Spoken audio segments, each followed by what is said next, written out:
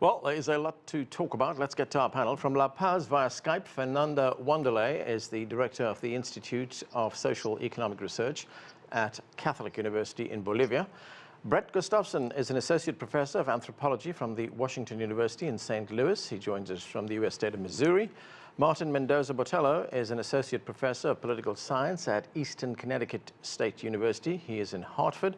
And here in our studio, Arthur Estopinan is the international and public affairs chief with the Estopinan Group, a political consultancy company. Welcome to all of you. Martin, let me start with you. Bolivia appears to be unraveling right now with supporters of the ousted president taking to the streets. There's been violence. Up to 23 people have been killed. What is your assessment of the situation in the country right now?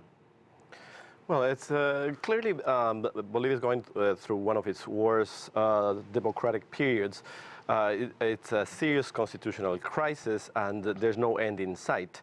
So even for people that have been following closely the news, many of the events have unraveled in an unexpected way. So I think we're going to wait for more instability in the next few days, unfortunately, until the forces kind of balance each other out. But this instability might continue for whoever assumes the presidency. Fernanda Wanderley, what is your view on what is going on there? I mean, some people are calling this a military coup. This was a president who was forced to resign at the hands of the military and the takeover of a civilian government. What is your view on that? First of all, I want to begin this interview saying that what happened in Bolivia was not a coup d'etat. It was a spontaneous mobilization in all the territory against the abundant evidence of irregularities around the election. Different actors, especially youth, but also popular in different sectors, mobilized over the past weeks to defend clean elections. The most important workers' organization, COP, has joined the movement. Other indigenous groups also manifested their support to the movement. It was actually an accumulation of distrust of the movement towards socialism, the ex-ruling party, along the extended period of abuse of power. So this Bolivian protest began actually in 2016, when the government of Evo Morales did not respect the results of the referendum that rejected the modification of the constitution to allow him to be the candidate in this election. Right. Fernanda, you say this was a spontaneous uprising, but there are now demonstrations, mainly by the indigenous people of Bolivia, on the streets of the country. That's right. It is something that we have to understand, because Evo Morales, even though he decided to resign and left Bolivia for exile, he has been building an apparatus of violence, and now using it to force his coming back as president. So the violence today in Bolivia is the result of this decision of the ex-president to call on its allies, including peasants and coca leaves producers, to cut off the cities and block the arrival of supplies. Okay, Bret Gustafson, do you accept what you just heard, that Evo Morales had abused power, that's why he was removed from office, that he had used violence to keep himself in office? Well, certainly plenty of people have critiqued Evo Morales, and certainly his government was plagued with problems. But I have to disagree with Fernanda, for whom I have a lot of respect, that just from the perspective of the fact that the military stepped in to ask him to step down, from any basic definition, that's a coup. Now, saying that it's a coup does not absolve Evo Morales for what he did or may have done, but and it's true that the movements that brought the situation to ahead came from many different sectors of society. Many people were discontented with Evo Morales. Nonetheless, that doesn't define the entire country. He did earn or get 2-some odd million votes. And at the end of the day, it was the military that stepped in to ask him to leave. And I'm part of a group of academics and Latin Americanists who spent a great deal of time discussing whether or not that falls under the category of coup. And by any definition, it does. Bret, there's been some... You want to say something? Go ahead. Yeah, if I may. Yeah. I would like to disagree with Professor Gustafson because the fact of the matter is that the military refused to kill the Bolivian people. That's why they told Evo Morales, you lost the election, it's time for you to go. It's not a coup at all. Is that the job of the military to tell someone that I mean, when the leader, who's not a legitimate leader anymore, we see that in Venezuela with Maduro. Maduro is not a legitimate leader. He's a dictator. He controls a narco mafia criminal enterprise. Okay, I don't want to... And Evo Morales is not... He cheated in the elections. He lost. He has been president for 13 or 14 years. Do you mind if I yes, step in? I'll give you all a chance. No, Go no, ahead. but because what you guys what the professor is saying is ludicrous. Okay. The fact of the matter is that Evo Morales lost, and he wanted to impose his will, and he wanted to stay in as president, and he wanted the military to kill the people to restore order. But the fact of the matter is that he lost the election. Okay. All right. Both Bret and Martin want to respond. Bret, let me start with you. I'm not sure where to start with all of those allegations that were made, but say the truth. in course of fact, Evo Morales lost. He lost the election. Just give him a chance the to elections never came to an end. He the cheated. OAS report said that there were cheated. irregularities. Arthur, let him finish. The jury is still out on whether or not there was fraud that would have made a significant impact. Dude, he cheated. And in fact, I don't think it's fair to say he lost the election because the whole process was cut short. Okay, Martin, At any you want... rate... Yeah. Okay, Martin, you want to say something? Yeah, well, let's clarify a couple of things here. Morales at the time was the legitimate president of Bolivia. That's unquestionable. He was still finishing his mandate, and what is clear here, and I think that's the view that many of us share, and why the reason why we don't consider this a coup is that there has not been a breach in terms of the constitutional norms, which has been miraculous. The reason for that specific thing is that once Morales submitted his resignation, and again, a lot of people can argue, was it the right place for the military to step in or not? I would also argue that in many cases, this gave some transparency to the process. What the military, the information that the military provided is that they could not, they recommended the president to step out. That was maybe for some that crossed the line, but what happened in terms of Bolivian constitution, all the constitutional norms were followed. One particular aspect is crucial in this discussion. Yeah. The Constitutional Tribunal, the same one that approved the candidacy of Evo Morales, they also accepted this kind of constitutional transition of power. Okay. Right. So in other words, I think the key definition in political science, and if you talk about the typology, is for a coup is an unconstitutional seizure of power. And again, Bolivian constitution. All right, one moment. I need to get to Fernanda. Fernanda, we just heard that the results, the results are being disputed. We just Arthur saying that Morales lost. But looking at the results, he got 47% of the vote, and his nearest rival got 36.5% of the vote. Did he cheat? Definitely. Definitely. There were very, very serious irregularities in this process that many actors, university professionals have identified before the OAS report. But I would like to add something to understand the participation of the military and the police force in these days. We have to understand that it was not the first time that the military and the police force decided not to continue obeying the government and killing people in the street. We have to remind that in 2003, we lived a political crisis that in a certain point, the police and the military decided not to continue killing people, and that was the reason why Gonzalo Sanchez de Lozada resigned at that point. And the main opposition leader of the opposition at that moment was Evo Morales. And Evo Morales was okay with the same process that we are living now. That say, the person who is identified by the Constitution to assume the presidency got in, and that person claimed or called a new election. And Evo Morales was okay with that, and he was a candidate at that moment, and he won finally in 2005.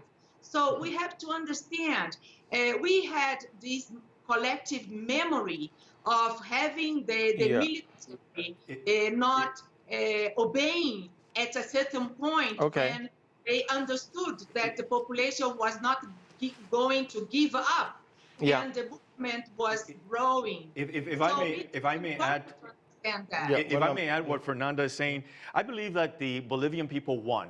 The Bolivian people spoke, and it's an organic revolution. The people wanted, they want a new leadership. They want a new presidency. Why are there demonstrations on the streets right now? Well, because he has an entrenched bureaucracy of people that he has been supporting. And guess what? All those bureaucrats that have been getting money from the government, they're going to change. Well, it's a totally different. I invite those two professors, Anand, to go to get away from their ivory towers, from their universities, go to Bolivia. Fernanda is in Bolivia, and talk to the people there. They want new presidents. They want new leadership, because they don't want Evo Morales back in Bolivia.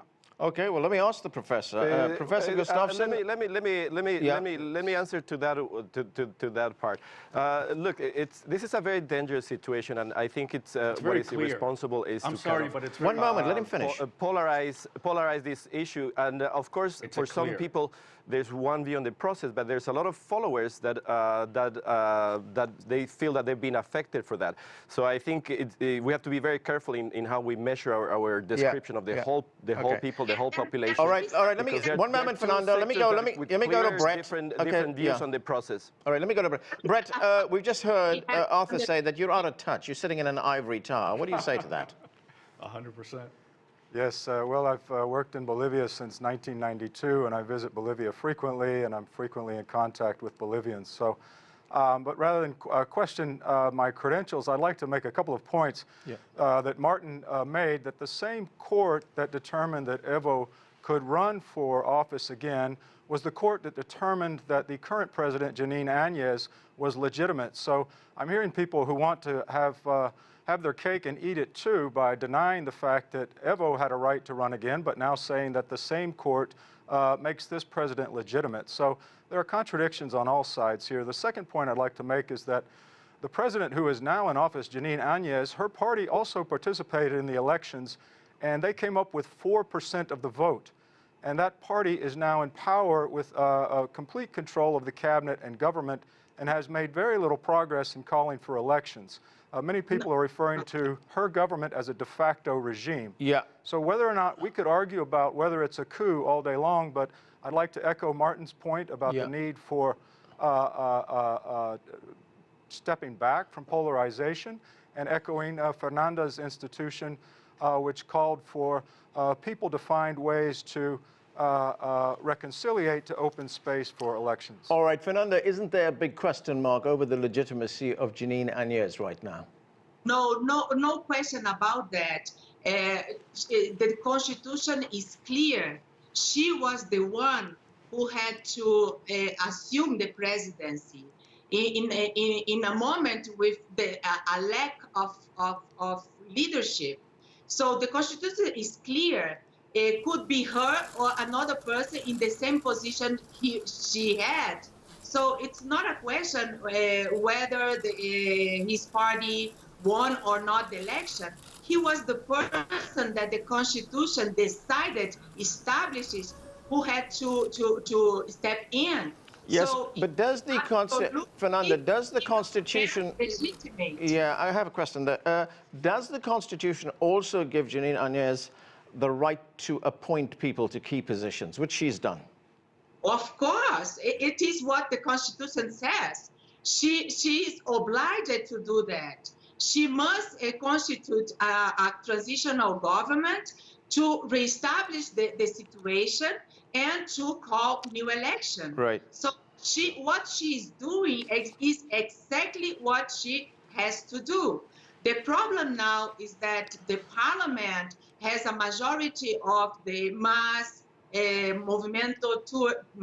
movement towards socialism. Okay. And they are blocking the parliament to call the new election. So the constitution has also a new path to go.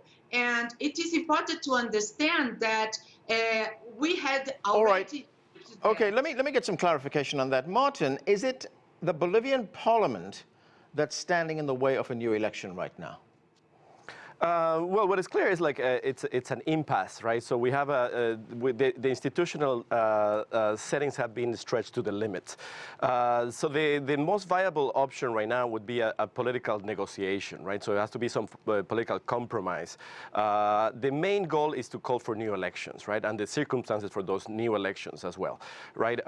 So we're at this impasse, and Congress, because let's not forget that Congress is 2/3 still controlled by the movement towards socialism, mass Evo Morales' political power. Right.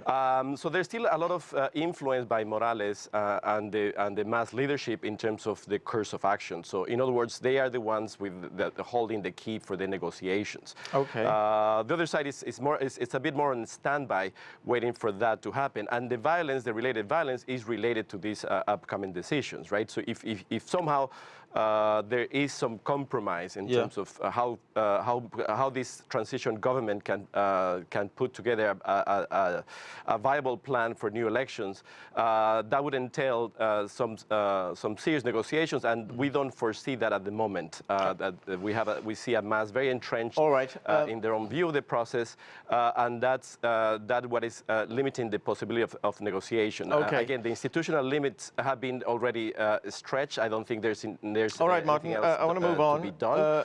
Right, Arthur, Evo Morales is now in Mexico, and he says that his sin is being indigenous, leftist, and anti-imperialist. In fact, there have been critics who say that a lot of what happened in Bolivia has to do with race.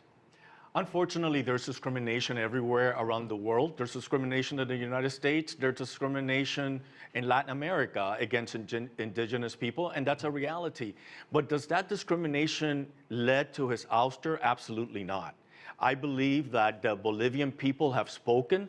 They said, we've had enough of this guy. Instead of being a president, he's more like a dictator. He doesn't want to go. We don't want him as president. The Bolivian people have spoken, and we should respect them. Bret Gustafson, where do you think this is going? The election should be held within 90 days. Do you see that happening? I certainly hope so, but I'd also like to emphasize a point. The other guests are suggesting that Evo Morales is to blame for all of the violence, and I'd just like to remind viewers that in the days following the election, the ones who took to the streets included many sectors, but also included armed gangs organized by the right wing of Santa Cruz. The MAS representatives were unable to meet at one point because their lives were actually under threat. Many have gone into hiding because they were threatened with physical violence by the opposition. Why do you think that Evo Morales resigned? So, I'm sorry, it's my turn. Yeah. Why? Why do you think he resigned? Well, I'll get to that in a moment. But because Bret, go ahead. He was an indigenous background. Give me a break. That's silly. Yeah, go ahead, Bret. As far as how I see the coming month, certainly we would all hope that we see elections within the 90-day period, and we hope that the Áñez government does not use the interim period to change policy. They do not have a mandate to change policy. Their mandate is to call for elections. So whereas certainly a president can name a cabinet, it doesn't give them the right to make policy, but we're already seeing policies being made, including one very egregious threat to human rights, which exempts the military from criminal prosecution in the case that they harm or kill civilian protesters. So just so my guests can recall their sense that the military stepped in to avoid killing people, most of my colleagues on the ground who work in human rights have said that the recent deaths were caused by the military. So I'd just like to remind the viewers of that. Okay. Fernanda, Evo Morales said after he was ousted that he was fighting for equality. Let's listen to part of what he had to say. I want to tell you, brothers and sisters, the fight does not end here. The humble, the poor, the social, professionals, the patriotic sectors, we are going to continue with this fight for equality, for peace. So, Fernanda, let's look at the record of Evo Morales. He brought poverty levels down. In fact, he cut it in half. Economic growth in the country was pretty impressive, and he also gave voice to the indigenous people of the country. Is that now all lost? No, not at all. We have to understand that all the gains, the social gains that we had, the positive results of Evo Morales' government, such as the decrease of poverty and inequality, this is something that we have to maintain. And it's important to understand Morales is not the only leader or the only party that this is on the left side of Bolivia political spectrum. Also, everything that we gained in terms of fighting racism and discrimination, we have to maintain that. And something that what Morales is doing now, insisting of framing the mobilization and as an issue of racism against the indigenous president is undoing all the progress we have conquered in this matter. But you do. I'm sorry.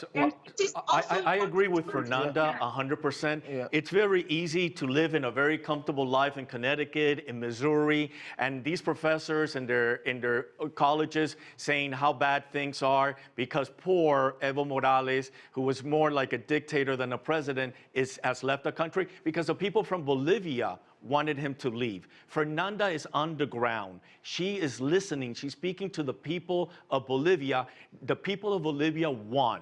They want Morales out of their country. They don't want him as president. They want to elect a new president, and it's the right of the people. Are you saying that critics have to live in the country to criticize the country? They have no idea what's going on underground. Well, Fernanda is in the country. All right, so well, it's going. It's very easy from a very comfortable studio in Connecticut and in Missouri. Look, you know, they're very comfortable. They're totally out of touch with reality of what's going on in Bolivia. Okay. Fernanda is in Bolivia. These guys don't understand what's going on. Well, let me go to both of them. Martin, you first.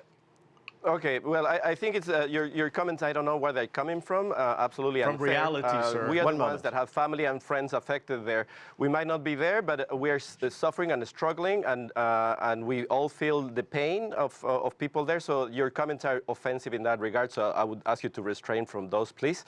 The other aspect is we have an expertise that we want to share, right? At least I think most of us believe in democratic rules. We believe in the rule of law. We believe in constitution. Then respect the elections. And that's something that we both share. One moment, let me finish. The people of Bolivia want Evo Morales out. Okay, Arthur, and that's what we all agree. A new election has to come in the foreseeable future. And the violence has to subside, right? And that's what is needed, regardless of where you are in Connecticut, China, Poland. It doesn't matter. Right? The objective is the same, and I think we're all working towards that goal. People like you polarizing, attacking, offending.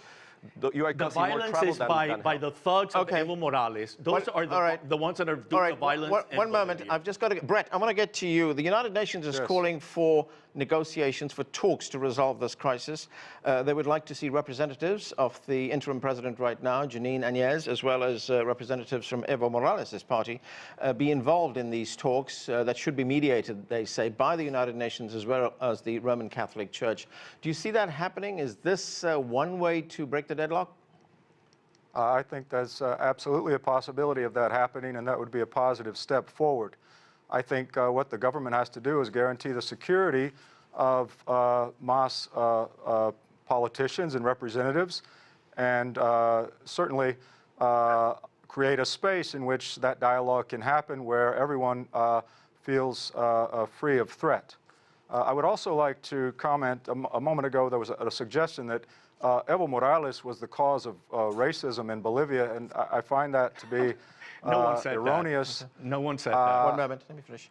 Yeah, well, he has a diatribe all the time, Let me, and I cannot respond. Okay, he's got to finish. Brett, go ahead. No one said that. He's lying. No one said that.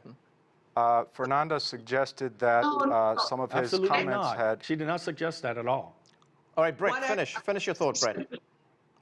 At any rate, the opposition is well known for its past racist statements made against indigenous peoples, and I'm with Martin. This is not the time to be creating polarization. But just for the record, those who accuse Evo Morales of creating the social divisions in the country are wrong. Okay, I know divisions are very deep, opinions very different as well, but we're going to have to leave it there because we've run out of time. That was fast. Thank you to all of you for being with us. That's it for this edition of The Heat. I'm Anand Naidu in Washington, D.C. Thanks for watching.